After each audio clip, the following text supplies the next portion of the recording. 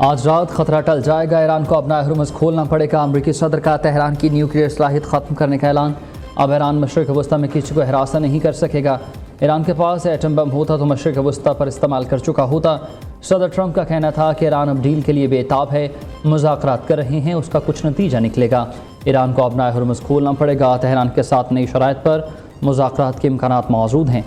इत्तेहादियों के तहफ़्फ़ुज़ के लिए तारीख़ी इक़दाम किए गए। ईरान अब कभी बहरी जंगी जहाज़ नहीं बना सकेगा। अगला नंबर क्यूबा का है।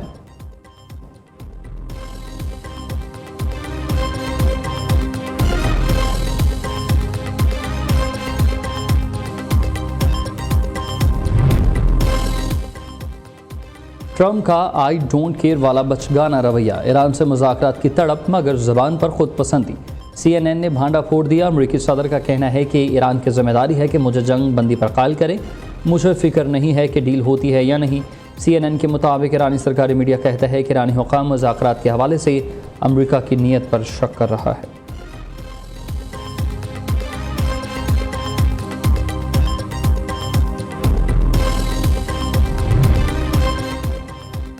अमरीका और इसराइल में फूट पड़ गई है। जेडी विंस ने नेतन्याहू को आईना दिखा दिया है। ईरान जंग आसान बताकर ट्रंप को इसमें शामिल करवाने पर झाड़ पे ला दी। बरतानवी मीडिया के मुताबिक पीर के रोज़ अमरीकी नायब सदर जेडी विंस की इसराइली वज़ीर-ए-आज़म से टेलीफोनिक गुफ्तगू, जिसमें खासा तनाव था। नायब सदर ने नेतन्याहू को कहा कि ट्रंप को जो ख्वाब दिखाए थे वो पूरे नहीं हुए।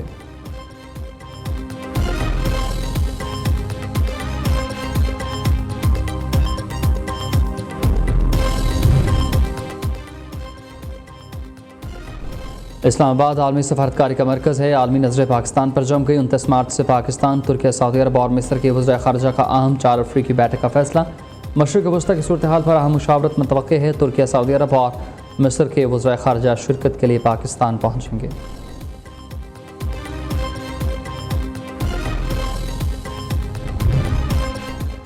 ईरानी पासदारान इनकलाब के इसराइल पर मिसाइल हमलों का सिलसिला तेज़। ऑपरेशन वादे सादिक 4 की 84वीं लहर।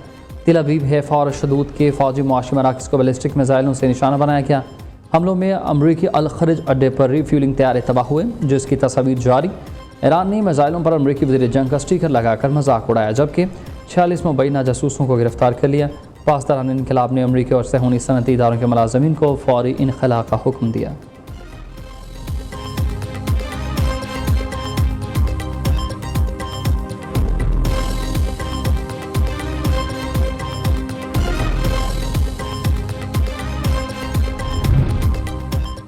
ड्रोन या दर्द सर, ईरानी शाहिद ड्रोन्स ने इसराइलियों को घुटनों पर ला दिया। यूक्रेन से फौजी मदद मांगने पर मजबूर। इसराइली मीडिया के मुताबिक ईरान के सस्ते और खुदकुश शाहिद ड्रोन्स को पकड़ना मुश्किल रहा। इन छोटे ड्रोन्स को रोकने के लिए लाखों डॉलर्स खर्च करने पड़ते हैं। इसराइली वज़ीर-ए-आज़म का यूक्रेन के सदर ज़ेलेंस्की से राबता, जिसमें दोनों रहनुमाओं ने ईरानी ड्रोन हमलों के खिलाफ ताउन पर तबादला ख्याल किया और यूक्रेन ने इसराइल को ड्रोन्स के खिलाफ मौसर हथियार फराहम करने का वादा किया। यूक्रेन ने मशरिक़ वस्ता के 5 ममालिक में ड्रोन्स के खिलाफ फौजी यूनिट्स तैनात किए।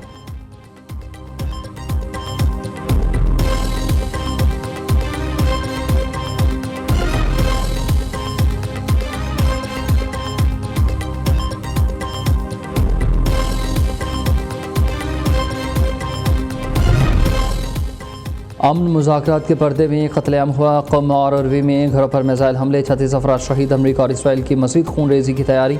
ईरान पर जारी हमलों में अब तक 1937 अफराद शहीद और 20,000 से ज़्यादा ज़ख्मी। अमरीका और इसराइल के ईरान पर हमले मज़ीद तेज़ करने की तैयारी। बहिरा हिंद में मौजूद बहरी बेड़े USS अब्राहम लिंकन ने बहिरा अरब की जानिब सफ़र शुरू कर दिया। अमरीकी सेंट्रल कमांड ने तस्वीर जारी कर दी।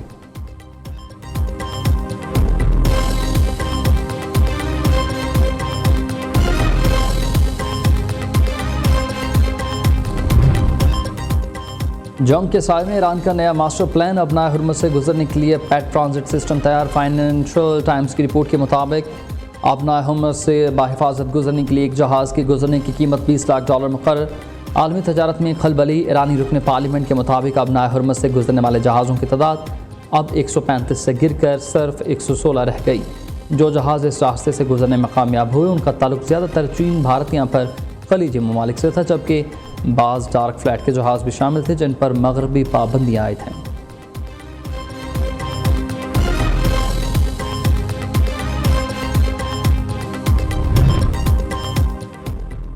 जर्मनी के बाद अब फ्रांस ने भी कह दिया है कि ईरान जंग इसकी जंग नहीं है। फ्रांसीसी वज़ीर दिफा कैथरीन वॉटरिन ने कहा कि फ़्रांस का मौक़िफ़ बहुत वाज़ेह है, ये हमारी जंग नहीं है। मशरिक़ वस्ता के तनाज़े का हल सफारतकारी में है।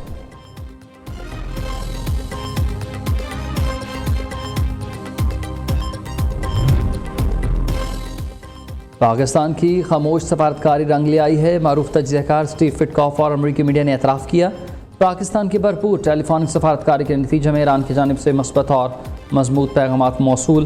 पाकिस्तान ने तेहरान और आलमी क़ुव्वतों के दरमियान मौसर पुल का किरदार अदा करते हुए बामकसद मुज़ाकरात की राहें हमवार कर दी। सफारती हल्कों के मुताबिक इस पेशरफ से वादे सादिक जैसे फ़ौजी ऑपरेशन में कमी और मशरिक़ वस्ता में अमन कायम होने के कभी इम्कानात। अमरीकी मीडिया ने भी एतराफ़ किया है कि पाकिस्तान ने मशरिक़ वस्ता में अमन के लिए ज़ोर पर टेलीफोनिक सफारतकारी की।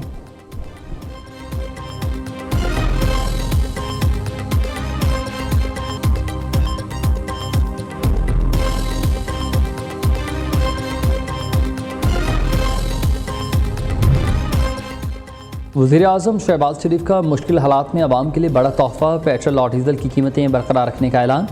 पेट्रोल पर 95, डीज़ल पर 203 रुपये इजाफे की तजवीज़ मुस्तरद कर दी।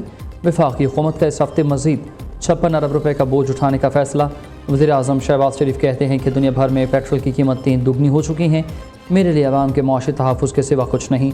पाकिस्तान 2 महाज़ों पर नहायत कामयाबी से काम कर रहा है, चाहते हैं ख़ित्ते और दोस्त ममालिक तबाहकुन जंग से निजात पाएँ।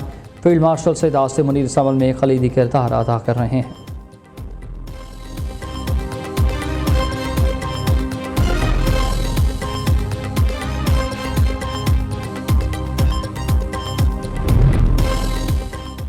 हुकूमत का तवानाई बहरान को मद्देनजर रखकर मोबाइल ऐप के जरिए सब्सिडी देने का फैसला। मोटरसाइकिल्स को माहाना 20 लीटर तक सब्सिडाइज पेट्रोल फराहम करने की तजवीज़।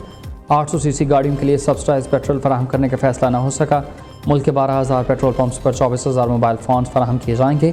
NITB हुकाम के मुताबिक ऑयल मार्केटिंग कंपनियां मोबाइल फ़ोन ख़रीद कर पेट्रोल पंप्स को देंगी। हर पेट्रोल पंप पर 2 नोज़ल्स सब्सिडाइज पेट्रोल के लिए मुकर्रर किए जाएंगे।